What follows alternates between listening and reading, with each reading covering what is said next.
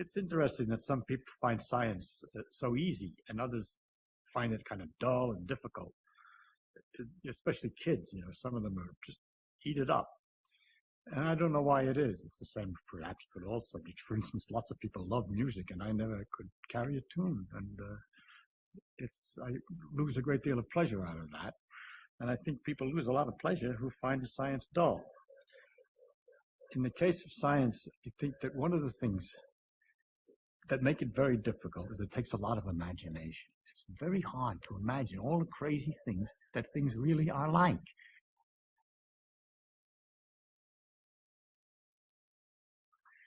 Nothing's really as it seems. We're used to get, hot and cold, and all that hot and cold is the speeds that the atoms are jiggling. If they jiggle more, it corresponds to hotter, and colder is jiggling less. So if you have a bunch of atoms, a cup of coffee or something sitting on a table, and the atoms are jiggling a great deal in the coffee, and they bounce against the cup, and the cup then gets shaking, and the atoms in the cup shake, and they bounce against the saucer, and the heat heats the cup and heats everything else. And hot thing spreads its heat into other things by mere contact, because the atoms that are jiggling a lot in the hot thing shake the ones that are jiggling only a little bit in the cold thing, so that the hot heat, we say, goes into the cold thing. It spreads. But what's spreading is just jiggle and irregular motions, which is easy to kind of understand. It brings up another thing that's kind of curious. That I say that things jiggle, and if you're used to balls bouncing, they slow up and stop after a while. But we have to imagine with the atoms a perfect elasticity. They never lose any energy. Every time they bounce, they keep on bouncing all the time. They don't lose anything. They're perpetually moving. And that the things that happen when we say something loses energy, if a ball comes down and bounces, it shakes irregularly some of the atoms in the floor. And then when it comes up again, it leaves some of those atoms moving, jiggling. So as it bounces, it's passing its extra energies, its extra motions, to little patches on the floor each time it bounces, and loses a little each time until it settles down, we say, as if all the motion has stopped. But what's left is the floor is shaking more than it was before, and the atoms in the ball are shaking more than they were before. That the organized motion of all these atoms moving the same way, falling down, and the quiet floor is now transformed into a ball sitting on the ground. But all that motion is still there in a form, or the energy of motion, in the form of the jiggling of the floor, which is a little bit warmer. Unbelievable. But anybody who's hammered a great deal on something knows that it's true, that if you pound something and hit it a lot, you can feel the temperature difference. It heats up. It heats up simply because you're jiggling it. This picture of atoms is a beautiful one that you can keep looking at all kinds of things this way. You see a little drop of water, a tiny drop. And the atoms attract each other. They like to be next to each other. They want as many partners as they can get. Now, the guys that are at the surface have only partners on one side here, in the air on the other side, so they're trying to get in. And you can imagine this team of people, these teeming people, all moving very fast, all trying to have as many partners as possible. And the guys at the edge are very unhappy and nervous, and they keep pounding in, trying to get in, and that makes it a tight ball instead of a flat. And that's what, surface tension, the way when you realize, when you see how sometimes a water drop sits like this on a table, then you start to imagine why it sits like that, because everybody's trying to get into the water. And at the same time, while all this is happening, there are these atoms that are leaving the surface, and the water drop is slowly disappearing. I find myself trying to imagine all kinds of things all the time, and I get a kick out of it, just like a runner gets a kick out of sweating. I get a kick out of thinking about these things. I can't stop. I mean, I could talk forever. If you cooled off the water so the jiggling is less and less, and it jiggles slower and slower, then the atoms get stuck in place. They like to be with their friend. There's a force of attraction, and they get packed together. They're not rolling over each other. They're in a nice pattern, like oranges in a crate, in a nice organized pattern, all just jiggling in place, but not having enough motion to get loose of their own place and to break the structure down. And that's what I'm describing as a solid. It's ice. It has a structure. If you held the atoms at one end in a certain position, all the rest are lined up in a position sticking out, and it's solid at the end. Whereas if you heat that harder, then they begin to get loose and roll all over each other, and that's the liquid. And if you heat that still harder and they bounce harder, then they simply bounce apart from each other, and they're just individual, I say atoms, it's really little groups of atoms, molecules, which come flying and hit. And although they have a tendency to stick, they're moving too fast. Their hands don't grab, so to speak, as they pass, and they fly apart again. And this is the gas we call steam. You can get all kinds of understanding. When I was a kid with this air, which I was always interested in, I noticed that when I pumped up my tires in a bicycle, you can learn a lot by having a bicycle. I'd pump up the tires that the pump would get hot.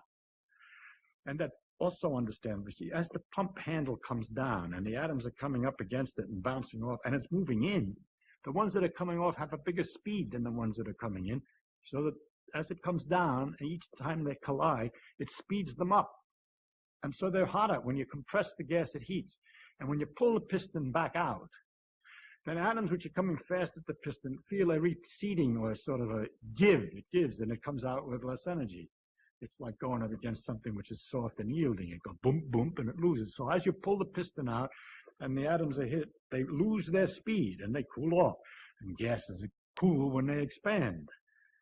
And the fun of it is that all these things which you see or you notice in the world about it, the pump heats the gas, or the gas cools when it expands, or the steam evaporates until you cover the cover, and all these things you can understand from these simple pictures. And that's kind of a lot of fun to think about. I don't want to take this stuff seriously. I think we should just have fun imagining it, not worry about it. There's no teacher going to ask you questions at the end. Otherwise, it's a horrible subject. The atoms like each other, the different degrees.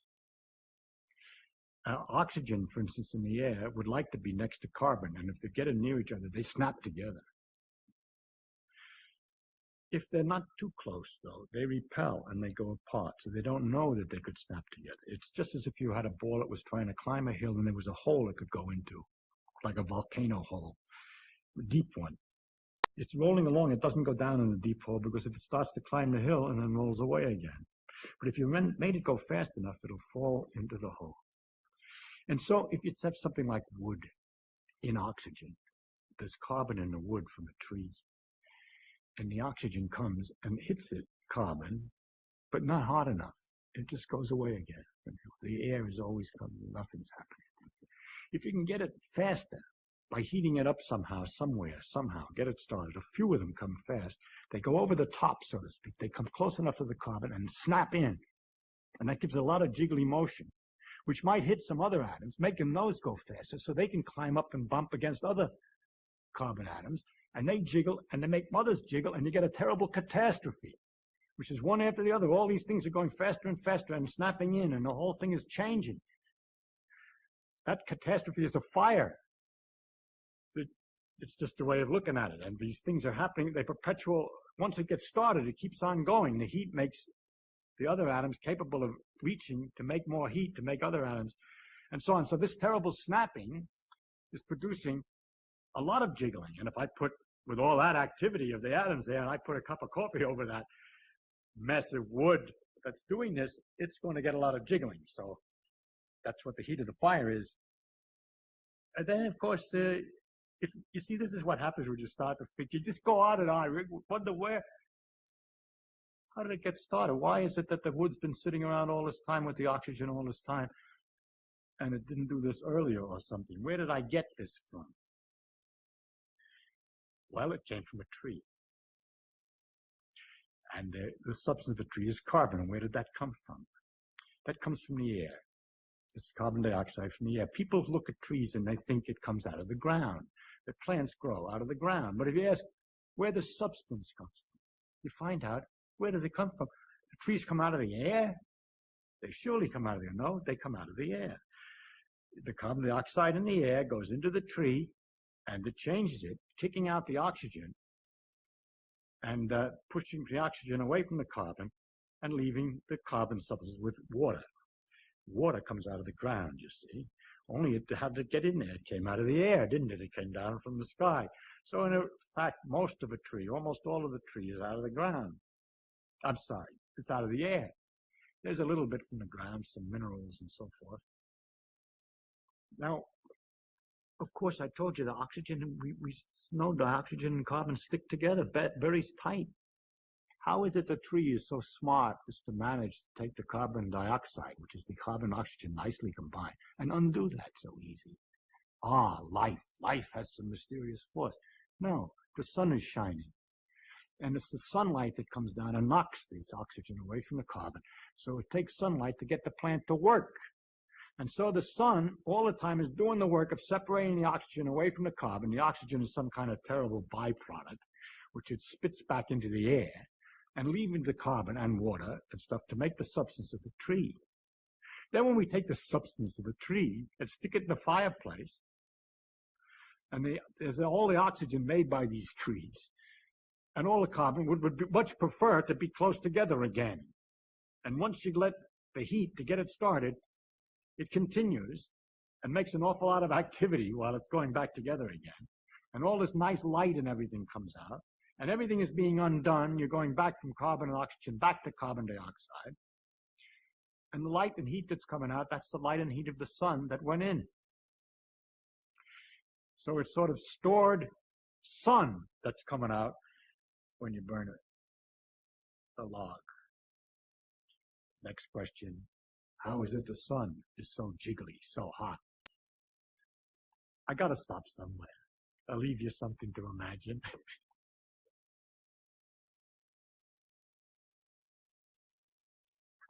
Most elastic things like steel springs and so on, there's nothing but this electrical thing pulling back. You pull the atoms a little bit apart when you bend them, and then they try to come back together again. But rubber bands work on a different principle. There's some long molecules like chains and other little ones that are shaking all the time, that are bombarding them. And the chains are all kind of kinky, knocked about, and shake. When you pull open the rubber band, the strings get straighter. But these strings are being bombarded on the side by these other atoms trying to shorten by kinking. So it pulls back. It's trying to pull back, and it's pulling back only because of the heat. So if you heat a rubber band, it'll pull more strongly, for instance. If you hang a weight with a rubber band and put a little match to it, it's kind of fun to watch it rise the way it heats more. And there's another thing you can check that this idea is right, that it's heat that drives a rubber band. If you pull the band out, just like when we push the piston in the gas, if you pull the band out, the tightening string hitting those molecules makes them move faster, and so it's warmer. And if you take the band and let it in, then the molecules hitting the strings, which sort of give as the thing hits, they give in to the soft spot. They lose energy when they hit these retiring strings. So it cools. And there is a little way you can do this. You're not very sensitive. It's a small effect. If you take a fairly wide rubber band and put it between your lips and pull it out, you'll certainly notice it's hotter. And if you then hold it out and let it in, you'll notice it's cooler. At least you'll notice a certain difference in what happens when you expand it, when you contract it. And I've always found rubber bands fascinating to think that when they're sitting on an old package of papers for a long time, holding those papers together, it's done by a perpetual pounding of the atoms against these chains to hold it, trying to kink them year after year. Well, rubber bands don't last that long, but a long time trying to hold this whole thing together. The world is a dynamic mess of jiggling things if you look at it right. And if you magnify it, you can hardly see anything anymore because everything is jiggling in their own patterns and lots of little balls. And it's lucky that we have such a large scale view of everything that we can see them as things without having to worry about all these little atoms all the time. If you get hold of two magnets and you push them, you can feel this pushing between them. Turn it around the other way and they slam together. Now, what is it, the feeling between those two magnets? What do you mean, what's the feeling between the two magnets? There's something there, isn't there? I mean, the sensation is that there's something there when you push these two magnets together.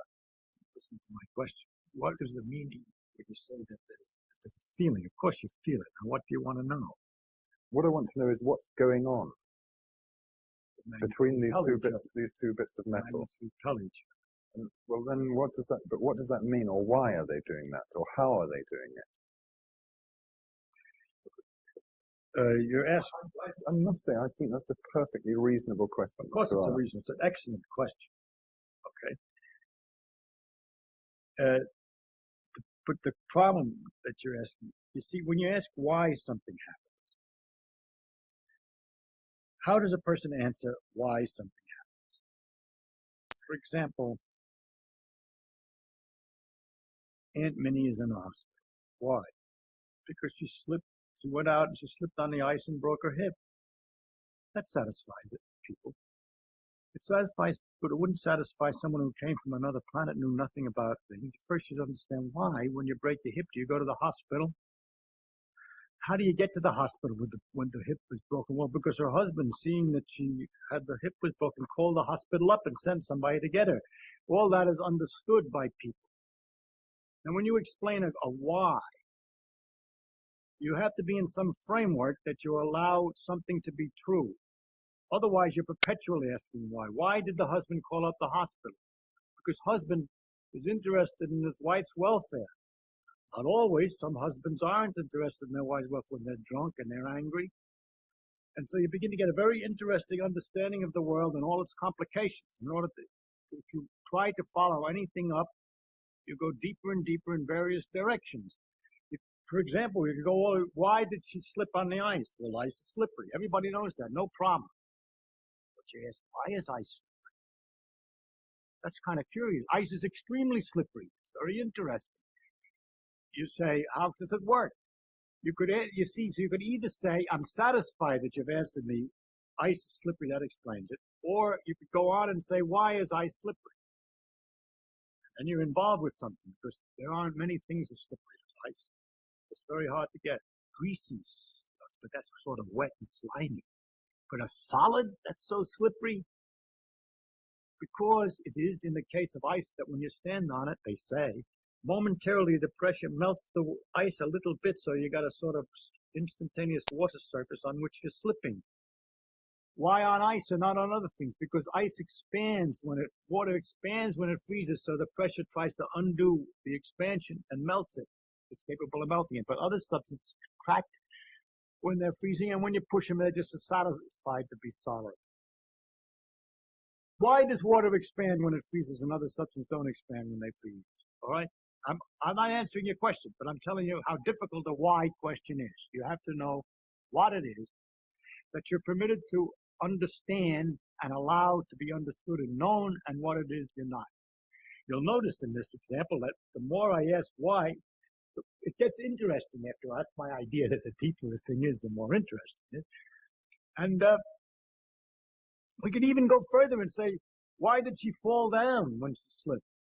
That has to do with gravity. It involves in all the planets and everything else.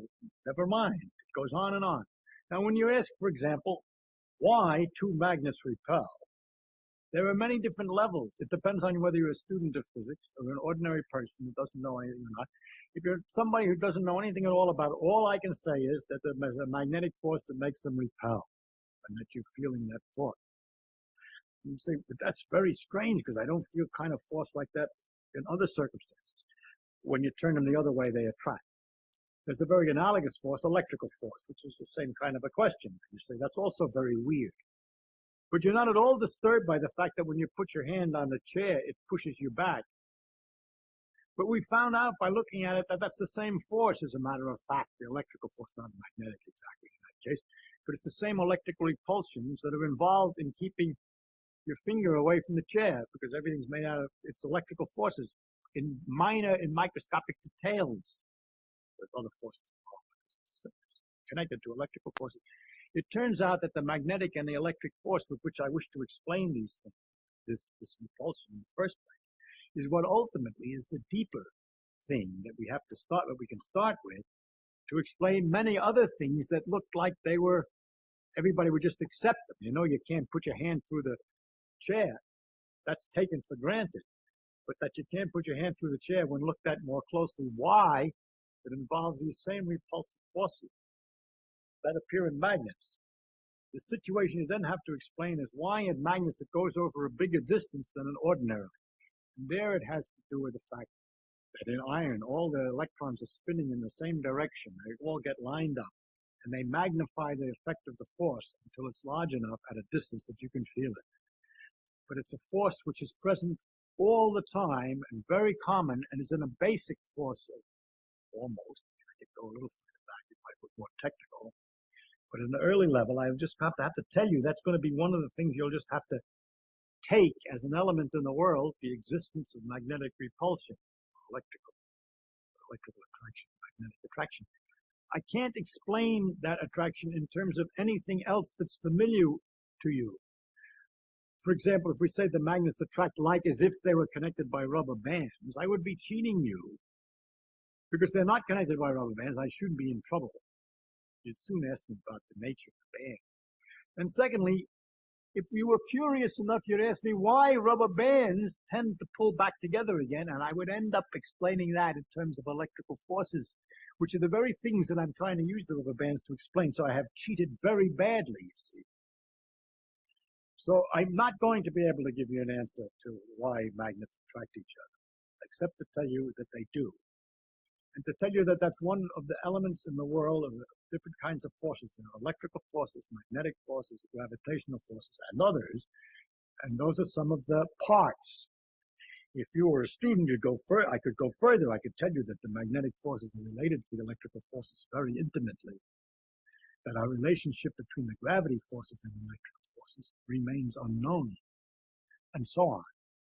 But I really can't do a good job, any job, of explaining magnetic force in terms of something else that you're more familiar with, because I don't understand it in terms of anything else that you're more familiar with. It's not fantasizing and looking at the world, imagining things. It really isn't fantasizing because you're only trying to imagine what it really is. It comes in handy sometimes. The other day I was at the dentist getting ready with electric drills to make holes. And I thought I better think of something fast or else it's going to hurt. And then I thought about this little motor going around. And what was it that made it turn? And what was going on? And what's going on is there's a dam some distance away. And water going over it turns a great big wheel. Right? And this wheel is connected with long, thin pieces of copper, which split up into other pieces of copper and split up and spread all over the city. And then they're connected back through another little gadget that makes wheels turn. All the wheels of the city are turning because this thing turns. If this thing stops, all the wheels stop. It starts again, they all start again.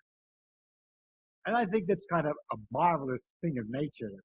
It's extremely curious. That phenomenon, I like to think about a lot. Because all of these is copper and iron. See, sometimes we think it's a man-made generator, it's very complicated, the phenomenon is a result of some special something that we made. But it's nature doing it, and it's just iron and copper. And if you took a big long loop of copper and had iron at each end and moved a piece of iron here, the other iron moves at the other piece. And if you get it down to the nothing, just moving a piece of iron in a loop of copper, and seeing another piece of iron move, you realize what a fantastic mystery nature is. You don't even need the iron. You could if you at least get this pump primed and started by jiggling copper strands around fast enough, knotting them and unknotting them and so forth. You can get other copper strands to move at the other end of a long connection. And what is it? It's only copper and motion. And we're so used to circumstances in which these electrical phenomena are all canceled out. Everything's sort of neutral. Pushing and pulling is really very dull. But nature has these wonderful things, magnetic forces and electrical forces. You comb your hair with your comb, and you get some strange conditions. So you can put it in front of a piece of paper and it lifts up the paper, or the paper jiggles at a distance far away. And that's, in fact, turns out that is the thing that's more deeper inside of everything than the things we're used to. We're used to forces that only act directly, right? You push with your finger, it only acts directly. Then you have to actually pushing with the finger. Here's this little thing is made out of little balls and atoms. And it's got another bunch of atoms that I'm pushing. And there's a little space between those atoms. And this pushing is going through that space. And the only thing that happens with the comb and the paper is that circumstances have arisen, which make it possible to see that these forces go through a bigger distance than just the short distance between the atoms. What it is you have charges like electrons that are both the same. They repel each other with a force. They're little tiny particles. They're a piece of the atom, and they repel each other with a force which is enormous. It's inversely as the square of the distance, just like gravity is inversely as the square of the distance. But gravity is attractive, and this is repulsive. And for two electrons, gravity is so weak compared to the electricity. Electricity is so much more enormous than the gravity. I can't express it because I don't know the name of the number. It's 1 with 30 or 8 or 40 zeros after 1. Bigger than electricity. It's so enormous that if I were all electrons, well, it's two numbers. So, if there's also, however, for electrical things, other kind of charge, positive charges. For example, protons are positive. They're inside the nucleus of the atom. They attract electrons. Opposite charges attract them, like charges repel. So you had to imagine enormous forces where likes are trying to get away from likes, and unlikes are trying to get near the opposite. What would happen if you had a lot of them? There'd be all the likes would collect with unlikes. They attract each other. And they'd get an intimate mixture of pluses and minuses all on top of each other, very close together. You wouldn't have a lot of pluses anywhere because they repel each other. They'll all be compensated by minuses very close. And you get these little knots of plus and minus. The reason that the knots don't get smaller and smaller is because they are particles, and it's the quantum mechanical effects that we won't discuss that makes that you can't get any smaller than a certain size. And so you get these little lumps, which are balls. They're the atoms. The atoms have positive and negative charge, and they're neutralized. They cancel their charge as nearly as they can. And because of this force is so big, it ends up nowhere, with very little left. Because it's so big, it cancels out. There's always so exactly the same pluses and minuses in any normal material. When you comb your hair, it rubs just a little bit extra. Just a few extra minuses, say here, and somewhere else a few extra pluses. But the forces are so big, there's just the extra ones, which make a force that we can see that seems to be at a long range. And that we find mysterious. That we need an explanation for. And we try to find an explanation for it in terms of ideas like the forces that are inside of rubber bands or steel bars or twisted things. We would like to have some kind of puller at a distance because we're used to it, that we don't get any push until we're touching. But the fact is that the reason we don't get any push until we're touching is it's the same force as you see at a long distance, only it's come down to short because the pluses and minuses have canceled out so well that you don't feel anything until it gets very, very close. When it gets close enough, of course, it makes the difference which is plus and which is minus and where they are, and they repel each other.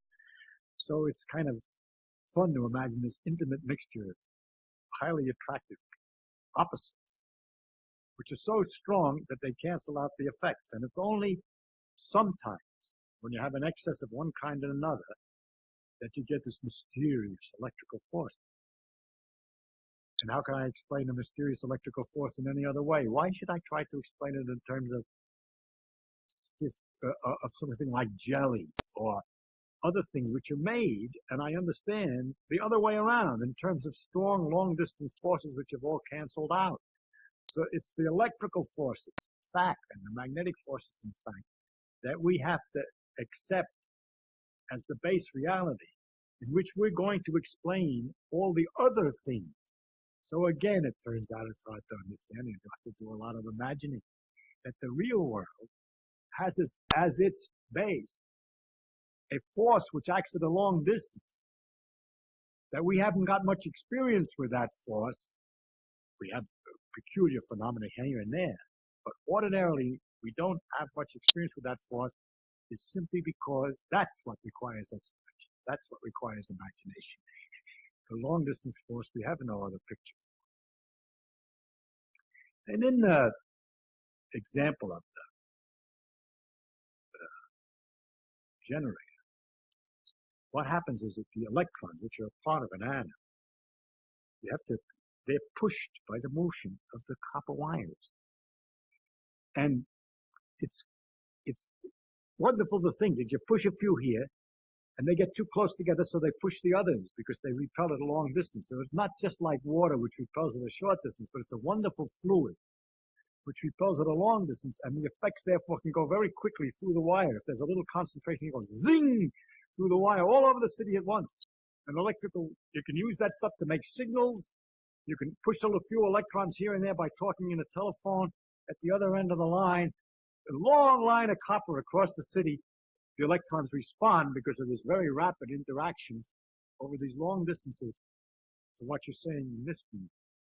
And if they've discovered experimentally the existence of these long forces and these rapid motion actions and so forth, was a tremendous thing for human beings. I think that the discovery of electricity, magnetism, and electromagnetic effects were finally worked out. The full equations for everything worked out by Maxwell in 1873 is probably the most fundamental transformation, the most remarkable thing in history, the biggest change in history.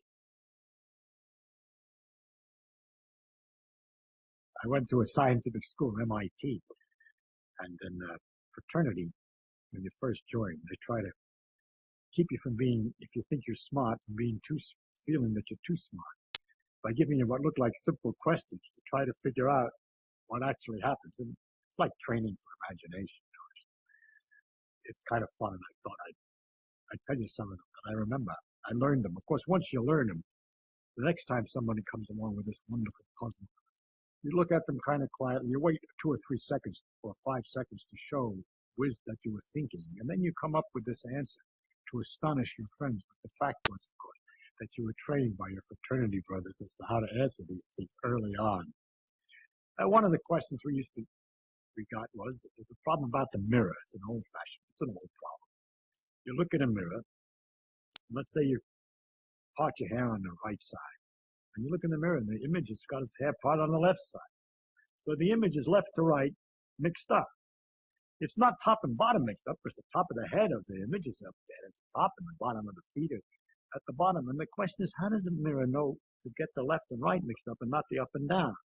You get a better idea of the problem if you think of lying down and looking at the mirror. All right, your hair is still on the left side, and now the left and right was the up and down, whereas the up and down, which look okay, was the right and left before it, and the mirror somehow figured out what you're going to do when you're looking at it. So to describe in a sort of symmetrical way what a mirror does, that it doesn't look lopsided, and it takes left and mixes it up with right, and it doesn't do the same with up and down. And after a lot of fiddling, gradually I knew we could work out the answer to that one. If you wave this hand, then the hand in the mirror that waves is right opposite. The hand on the east is the hand on the east, and the hand on the west is the hand on the west, and the head that's up is up, and the feet that are down are down. Everything's really all right.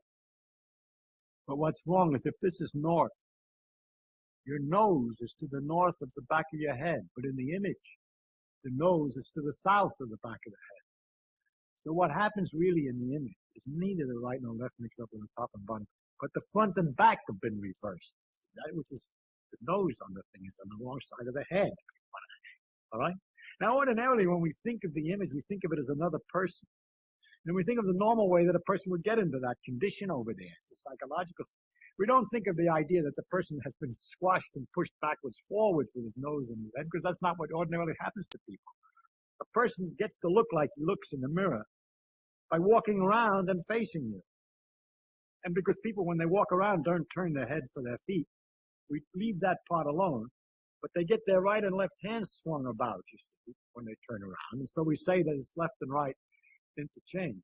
But really, the symmetrical way is along the axis of the mirror that things get interchanged. Well, that's kind of an easy one. A harder one, very entertaining, was what keeps a train on the track? A harder one, very entertaining, was what keeps a train on the track? And of course, the answer is everyone thinks. The flanges on the wheels, the wheels have some kind of flange on it. But that's not the answer. Those flanges are just safety devices. If the flanges rub against the tracks, you hear a terrible squealing. They're just in case the real mechanism doesn't work. There's another problem with trains that's connected to it. People all know this about the automobile, that when you go around the corner, the outside wheels have to go further than the inside. And if the wheels were connected on a solid shaft, you couldn't do that. You can't turn the outside wheels further than the inside wheel. And so the shaft is broken in the middle with a gear system called a differential. Did you ever see the differential on a railroad train? No, you look at those wheels under a freight car, and there are the two wheels, and there's a solid steel rod going from one wheel to the other. There's nothing. One turns the same as the other. So now how does it go around the corner? A curve when the outside wheel has to go further than the inside. The answer is that the wheels are flanged like this. I mean, not flanged, they're cones. This way. That is, they're a little fatter, closer to the train, and a little thinner further out. A little closer. See, they got this beveled edge. Then it's all very simple. When they go around the curve, they slide out on the track a bit, so that this wheel travels on a fatter part, bigger diameter, and this on a smaller diameter. So when they both turn one turn, this swings further than the other. And that's what keeps it on the track also the same way. Suppose the train's running along on this thing, on the track, and the track's here at the end, the two wheels are exactly balanced, and it's nice and even. Suppose accidentally it gets a bump or something and slides out this way. Then this wheel is on a bigger circumference than this one, but they're on a solid shaft. So when it turns once around, it carries this wheel forward relative to the other and steers the train back on the track. Of course, if it gets too far off on the other side, it goes back and forth, and it stays on the track because the wheels are tapered. The flange is safe. Well, we had a lot of stuff like that we had to learn. We get straightened out before we could become full-fledged members of the fraternity.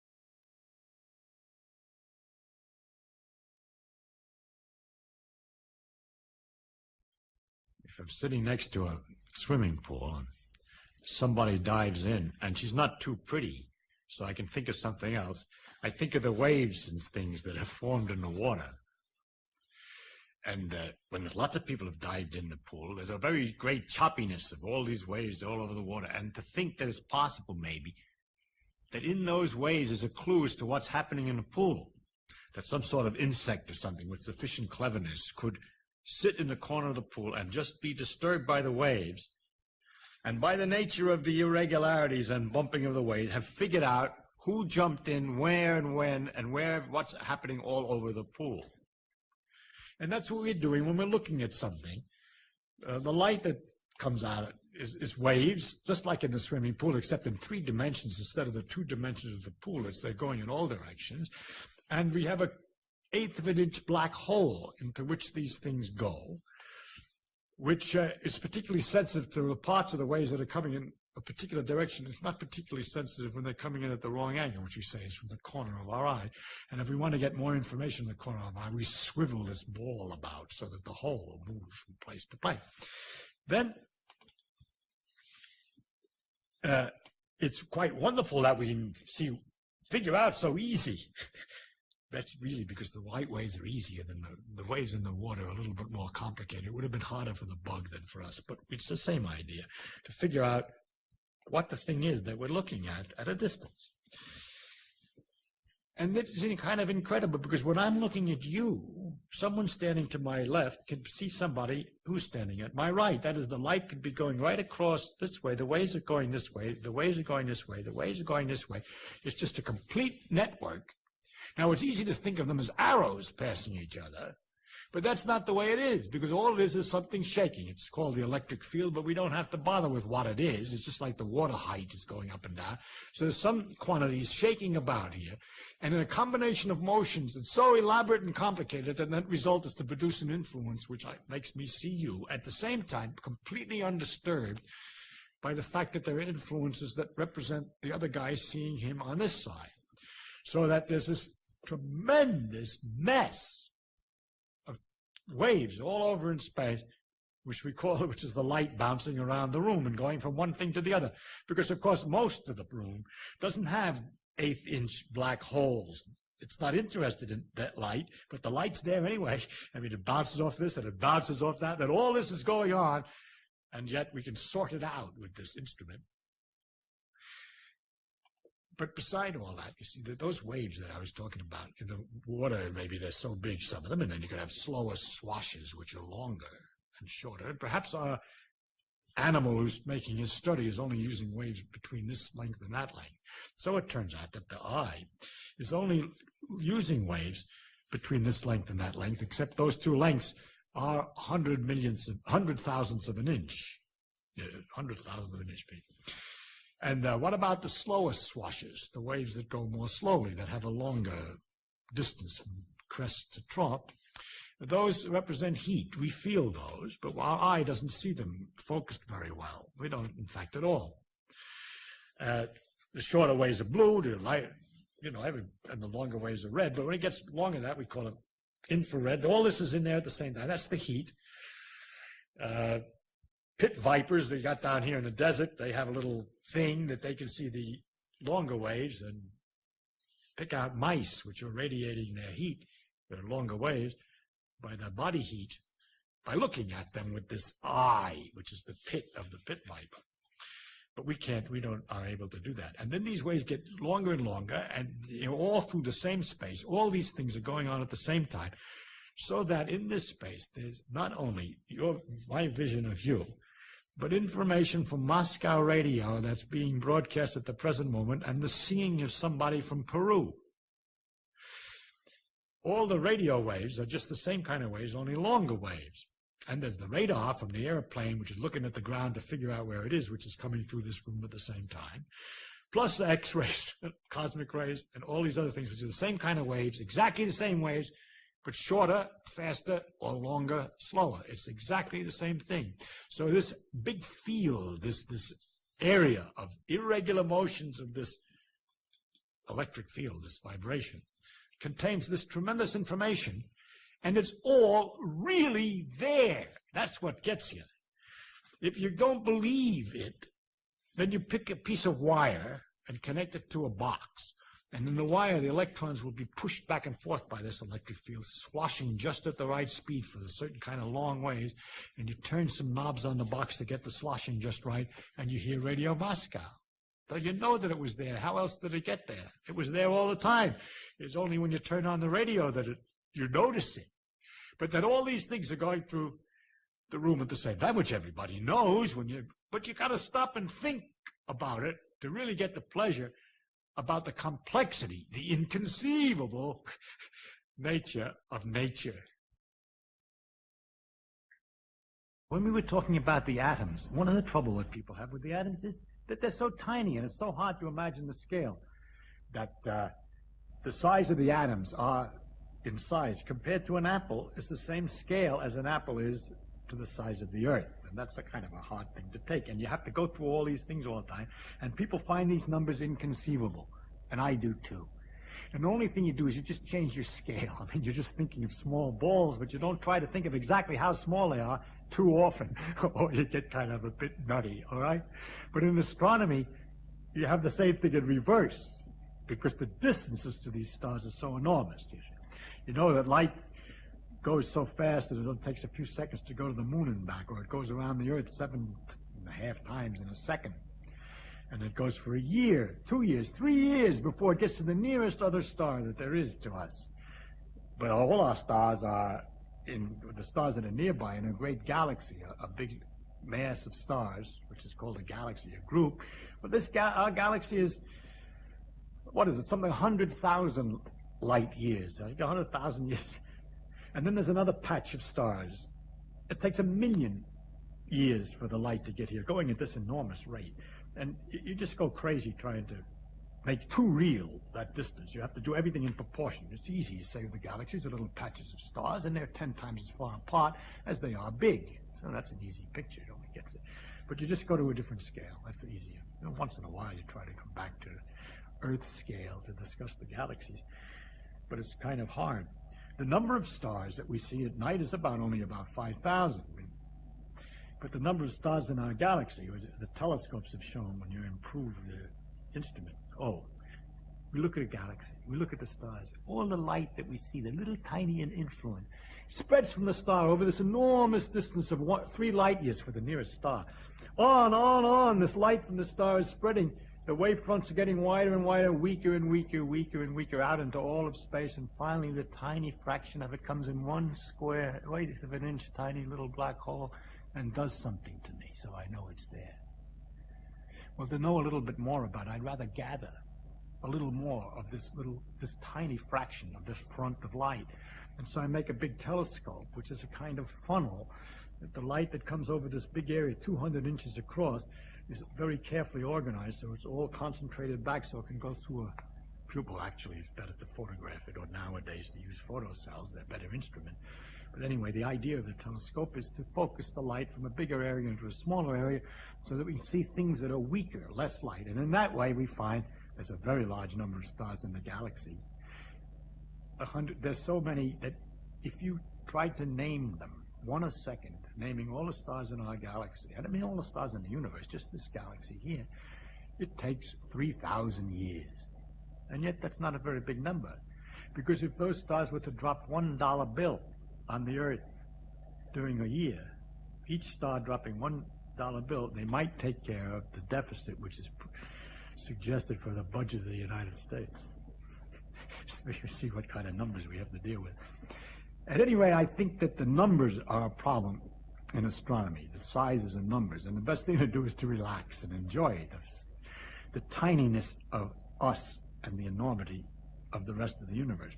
Of course, if you're feeling depressed by that, you can always look at it the other way and think of how big you are compared to the atoms and the parts of atoms, and then you're an enormous universe to those atoms, so you can sort of stand in the middle and enjoy everything both ways. But the great part of astronomy is the imagination that's been necessary to guess what kinds of structures, what kinds of things can be happening to produce the light and the effects of the light of the stars that we do see. And I could take an example, an historical example. See it many times in science. By using imagination, you've imagined something which could be, according to all the known knowledge of the laws, and you don't know whether it is yet or not. And that's very interesting. There's a creative imagination, you like to call it, not just imagining things that are relatively easy, but something different.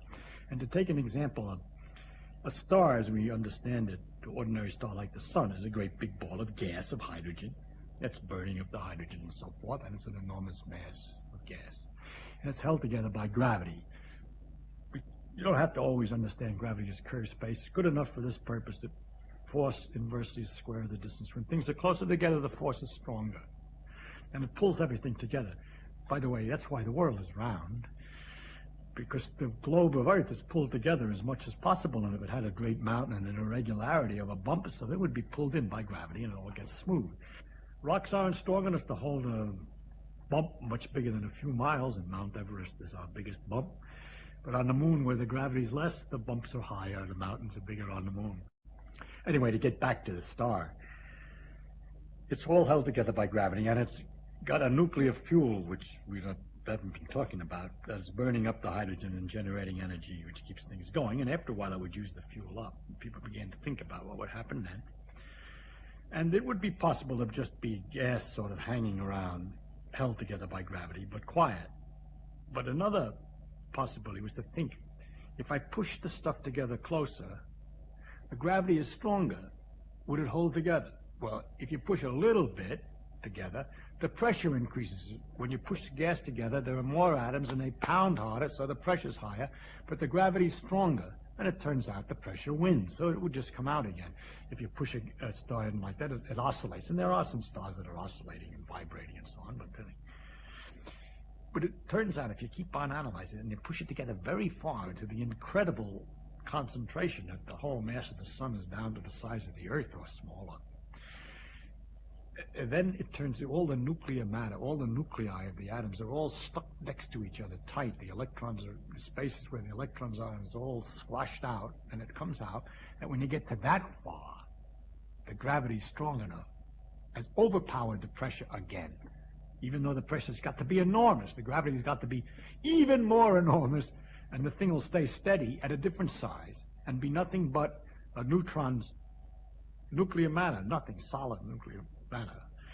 And this is a possibility was worked out by Oppenheimer and Volkoff, and it's called a neutron star.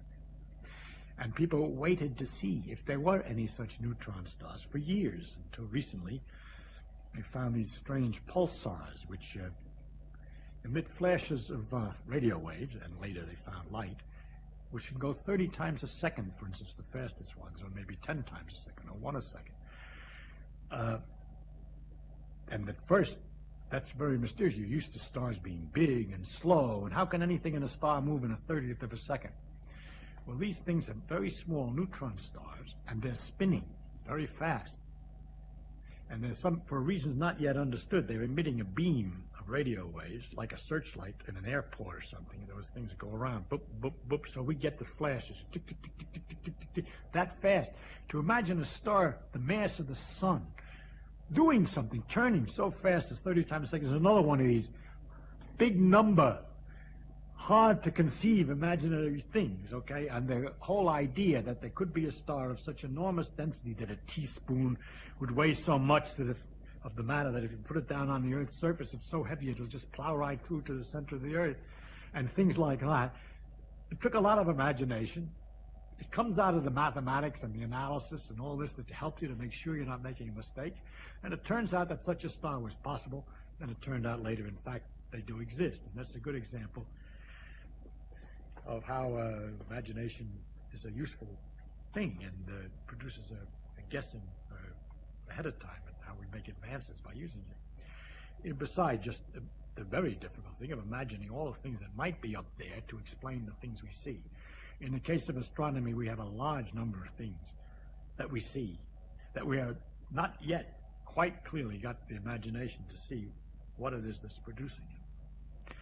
Quasars are very powerful sources of light and radio waves for very great distances. We can see them because they're so bright.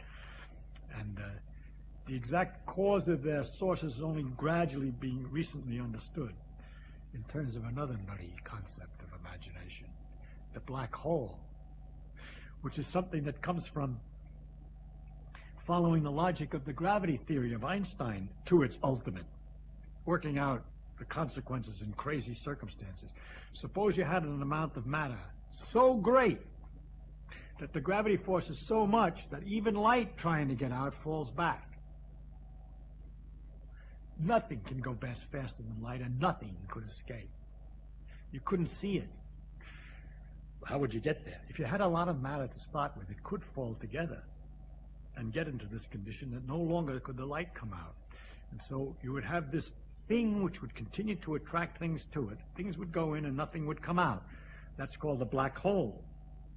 And you say, well, how can a black hole, which is absorbing everything, make all this energy that we see? Is that an explanation of the quasar? Actually, it may well be, because if the things are falling in don't go plunk in, but go around, falling in by swirling, then as they fall in and irregularly and so forth, and in the fast motions that it produces, they go down this whirlpool, they generate a lot of energy and friction and so forth, and different kinds of effects, magnetic and electric effects that could make the jets of matter that come out of the quasar and the radio galaxies in ways that are not really understood. We don't have a real picture of why there are jets of radio waves and so matter emitting radio waves in galaxies. There are galaxies in which great jets have come out of big clouds of matter on each side which are emitting radio waves. So there's some kind of a source in there that sort of gets wound up and shoots these jets of material out. with tremendous energy, and it's guessed that maybe that's a black hole somehow or other. And the somehow or other is the challenge of imagination, which has not yet been answered by anybody with any great confidence. You asked me if an ordinary person, by studying hard, would get to be able to imagine these things like I imagine. Of course, I was an ordinary person who studied hard. There's no miracle people. It just happens they got interested in this thing, and they learned all this stuff. They're just people. There's no talent, a special miracle ability to understand quantum mechanics or a miracle ability to imagine electromagnetic fields that comes without practice and reading and learning and study. So if you say you take an ordinary person who's willing to devote a great deal of time and study and work and thinking and mathematics and time, then he's become a scientist.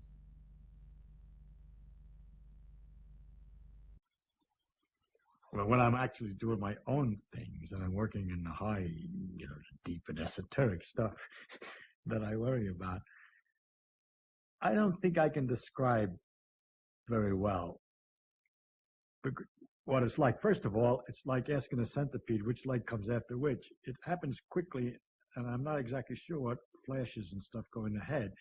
But I know it's a crazy mixture of partially equations, partial solving of the equation, then having some sort of picture of what's happening that the equation is saying is happening, but they're not that well separated as the words I'm using.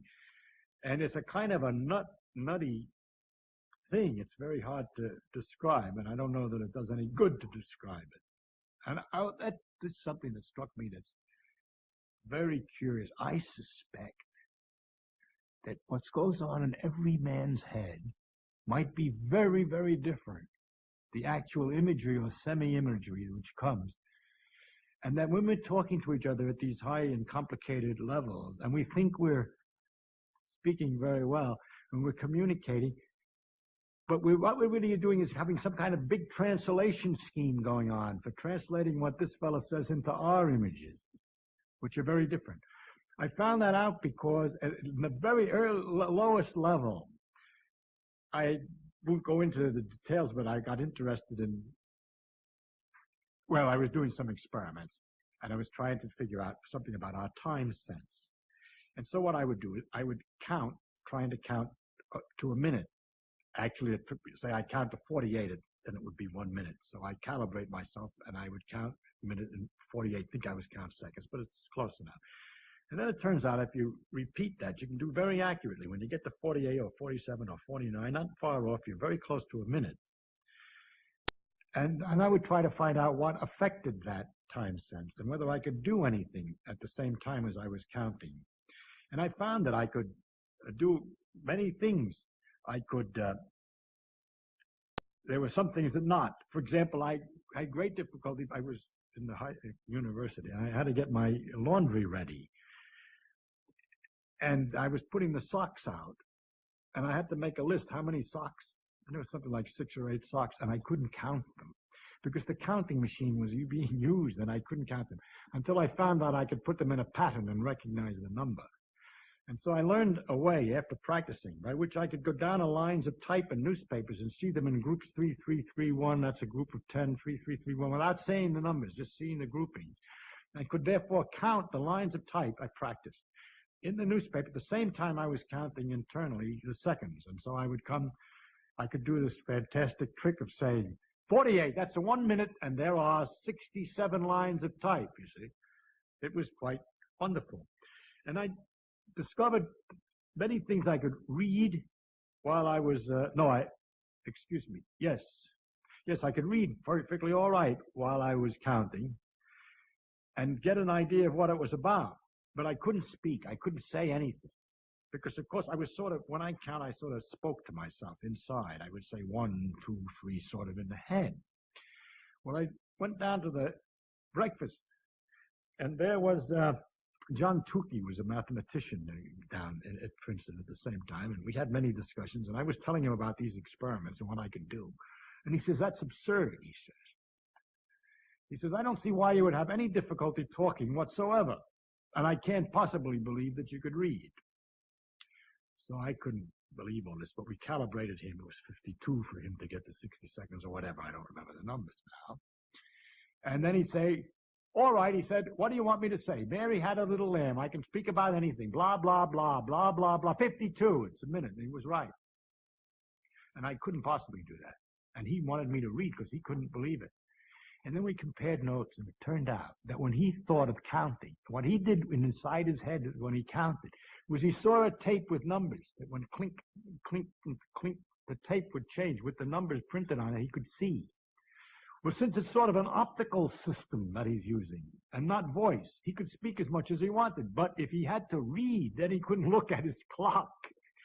Whereas for me, it was the other way. And that's where I discovered, at least in this very simple operation of counting, the great difference in what goes on in the head when people think they're doing the same thing.